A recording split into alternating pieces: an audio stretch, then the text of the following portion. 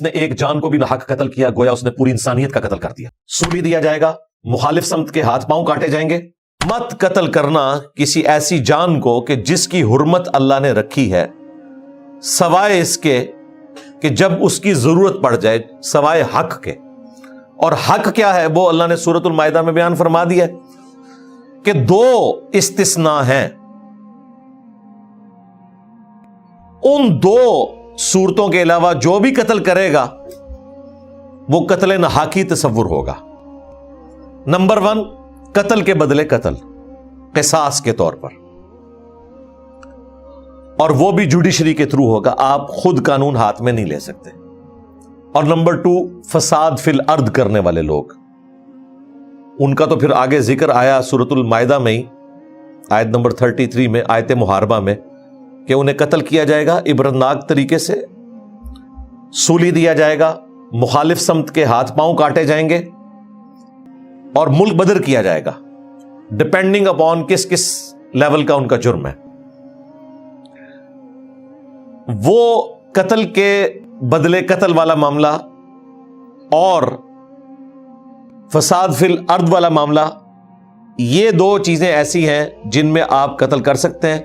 لیکن اس کے سوا اگر آپ نے قتل کیا تو سورۃ المائدہ کی آیت نمبر 32 میں آیا کہ جس نے ایک جان کو بھی ناحق قتل کیا گویا اس نے پوری انسانیت کا قتل کر دیا. ایک جان, مسلمان نہیں, ایک جان. اور جس نے ایک جان کو بچایا گویا اس نے پوری انسانیت کو بچا لیا. حتیٰ کہ صحیح بخاری میں آتا ہے کہ اگر کسی مسلمان نے کسی کافر کو بھی ناحق قتل کیا جو مسلمانوں کے ملک میں رہ رہا تھا اور وہ ٹیکس پے کرتا تھا, جزیہ دیتا تھا, ذمہ تھا, یعنی اس گورنمنٹ کی ذمہ داری تھی اس کی حفاظت کرنا, اور اسے ناحق قتل کر دیا گیا, تو وہ مسلمان بھی جنت کی خوشبو نہیں پا سکتا جس نے قتل ناحق کیا, حالانکہ جنت کی خوشبو 40 سال کی مسافت سے آ رہی ہوگی. لیکن ایسا مسلمان بھی جنت کی خوشبو سے بھی محروم رہے گا. جنت میں جانا تو بڑی دور کی بات, جو کسی نان مسلم کو جو ٹیکس پے کر کے جزیہ دے کر ایک مسلمان ملک میں رہ رہا ہے اس کو وہ قتل کرتے. مسلمان کا قتل تو چھوڑ دیں, وہ تو آپ تصور بھی نہیں کر سکتے کس بڑے لیول کا جرم ہے. بخاری اور مسلم میں آیا کہ سب سے پہلے قیامت والے دن قتل کے مقدمے کا فیصلہ ہوگا. سنن نبی داؤد میں آیا سب سے پہلے قیامت کے دن نماز کے بارے میں سوال ہوگا. بخاری مسلم میں آیا سب سے پہلے قتل کا مقدمہ ڈسکس ہوگا. سنن نسائی میں آیا کہ حقوق اللہ میں سب سے پہلے نماز کا مقدمہ ڈسکس ہوگا اور حقوق العباد میں سب سے پہلے قتل کا مقدمہ. لہذا وہ بخاری مسلم کی حدیث سے سمجھ آ گیا کہ وہاں پر جو سب سے پہلے ڈسکشن کا معاملہ ہے حقوق العباد میں سے.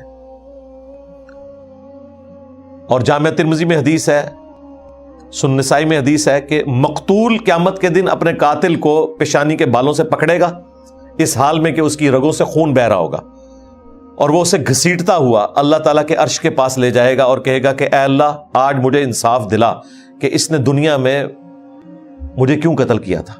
یعنی اس کا اور اللہ کا کوئی پردہ نہیں ہوگا.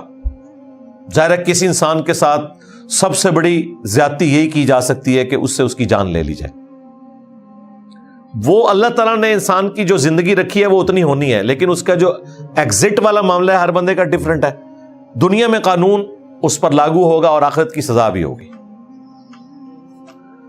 پھر جامعہ ترمذی میں حدیث ہے اللہ تعالیٰ کے نزدیک پوری دنیا کا تباہ و برباد کر دینا یہ زیادہ آسان ہے بنسبت اس کے کہ کوئی شخص کسی مسلمان کو قتل کر دے.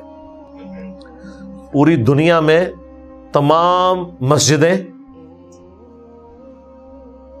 تمام اللہ تعالیٰ کی حرمت کی جگہ سب شامل ہیں, ان کو تباہ و برباد کرنا چھوٹا گناہ ہے, ایک مؤمن کا قتل اس سے بڑا گناہ ہے.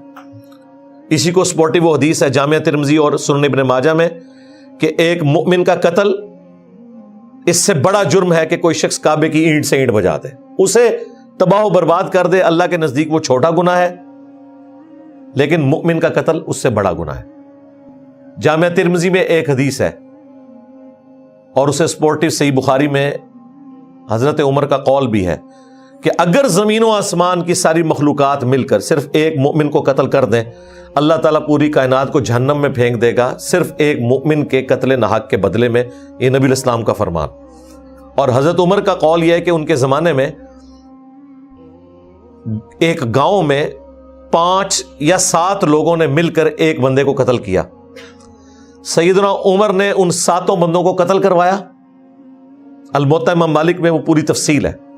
پھر حضرت عمر نے کہا یہ پورا گاؤں بھی اگر اس مسلمان کے قتل میں شامل ہوتا، اور وہ قتل کرنے والے بھی مسلمان تھے، میں پورے گاؤں کو قتل کروا دیتا. یہ ڈیٹرس اس لیے ہے تاکہ اس ایشو کو ایڈریس کیا جائے. اگر قاتل کو پتا ہو کہ میں قتل کر کے عمر قید بھی 5 سال میں پوری کر کے باہر آ جاؤں گا اگلا بندہ بھڑکانے کے لیے، جس طرح ہمارے ملک میں ہوتا ہے، تو قتل کرنے پہ لوگ شیر ہی ہوں گے نا. اور اگر قاتل کو پتا ہے کہ میں نے بچنا نہیں ہے، کوئی شخص سوچے گا بھی نہیں کسی کو ناحق قتل کرنے کا. یہاں پہ تو انسانی جان کی حرمت اتنی سستی ہو چکی ہے کہ لوگ لسانی بنیادوں پر، پولیٹیکل اختلاف کے اوپر، چھوٹے سے جھگڑے کے اوپر، بجلی کے بلوں کے اوپر بھائی بھائی کو قتل کر رہے ہیں. اب یہ کوئی چیز ہے جس کے اوپر کسی کی جان لے لی جائے؟ اللہ تعالیٰ کے نزدیک اتنا بڑا جرم کہ سنن ابی داؤد میں حدیث ہے کہ 2 گناہ ایسے ہیں جو اللہ نے قیامت والے دن بھی معاف نہیں کرنے. نمبر 1 شرک، نمبر 2 قتل ناحق. شرک کا تو قرآن میں ذکر ہے، ان اللہ لا یغفر ان یشرک بہ ویغفر ما دون ذلک لمن یشاء. اللہ شرک کو کبھی معاف نہیں کرے گا، اس کے سوا جتنے گناہ ہیں جس کے لیے چاہے گا نہ معاف کر دے گا، جس کے لیے نہیں چاہے گا نہیں معاف کرے گا. اس میں بھی اشارہ موجود ہے کہ کوئی ایسا گناہ بھی ہو سکتا ہے شرک کے سوا جس کے اوپر گرفت ہو، اور وہ ہے قتل ناحق. اور اس کی جڑ قرآن میں ہے.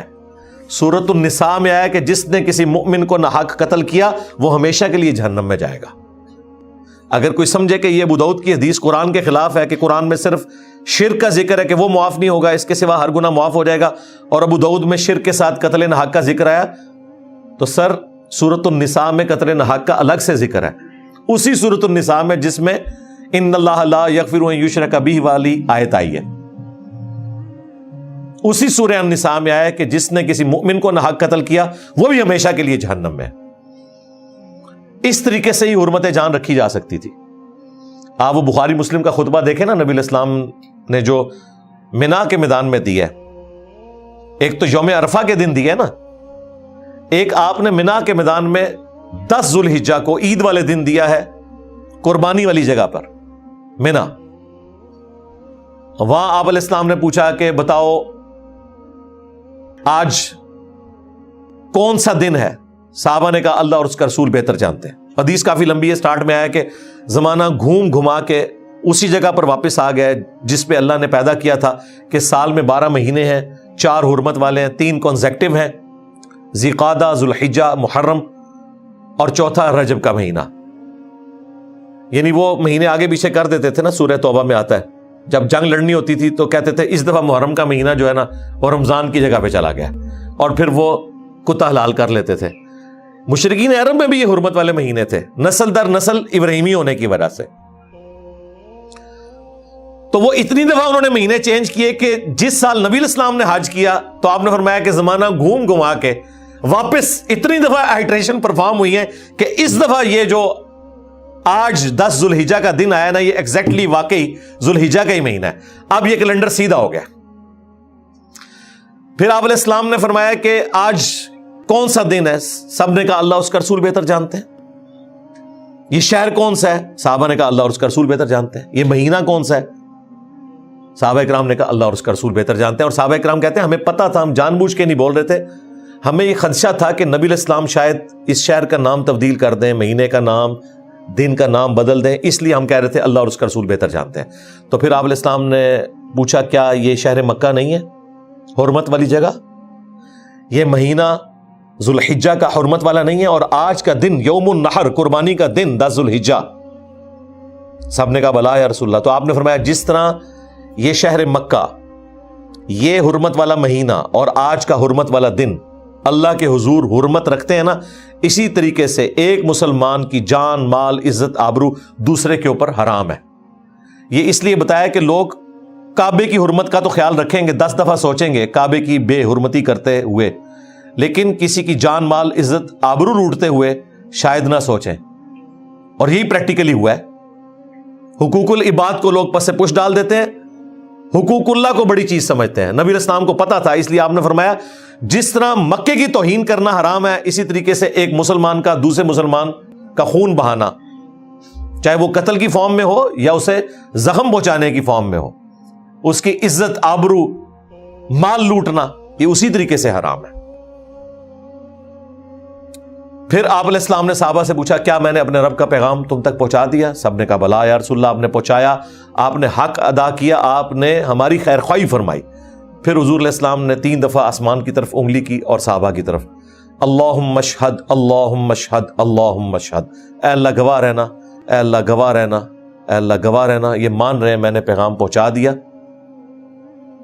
پھر آپ علیہ السلام نے فرمایا اب یہ تمہاری ذمہ داری ہے کہ جتنے لوگ یہاں موجود ہیں اس پیغام کو ان لوگوں تک پہنچا دے جو یہاں موجود نہیں. بسا اوقات جسے بات پہنچائی جا رہی ہوتی ہے وہ زیادہ یاد رکھنے والا ہوتا ہے بنسبت اس کے کہ جو بات پہنچا رہا ہوتا ہے. اور یہ بات بھی ویلڈ ہوئی. آج سعودی عرب کا چینل ہے، اذان اور اقامت میں وقفہ ہوتا ہے 10 منٹ کا 15 منٹ کا، مسلسل احادیث چل رہی ہوتی ہیں. ہر حدیث کے اینڈ پہ کیا آ رہا ہے؟ رواہ البخاری، رواہ مسلم، رواہ ابی داؤد، ترمذی. اور میں جب بھی سنتا ہوں میں کہتا ہوں واہ صدق رسول اللہ صلی اللہ علیہ وآلہ وسلم، رسول اللہ نے سچ فرمایا تھا. امام بخاری رشیا سے گئے ہوئے، امام مسلم ایران کوشیریا سے، امام ترمذی اور ابو داؤد افغانستان کے رہنے والے. جتنے اماموں کے نام لے رہے ہو کتابوں کے، ایک بھی عربی نہیں، سب عجمی ہیں. انہیں بات عربیوں نے پہنچائی ہے، یاد انہوں نے رکھی ہے، اور نہ صرف یاد رکھی پوری دنیا کو بتائی. قیامت تک کے لیے لوگوں کی عبادات معاملات انہی حدیث کی کتابوں پہ ڈیپینڈنٹ ہیں جو اجمیوں نے کلیکٹ کی. آج بھی 20% مسلمان عربی ہیں، 80% جو ہے نان عربک ہے، اجمی.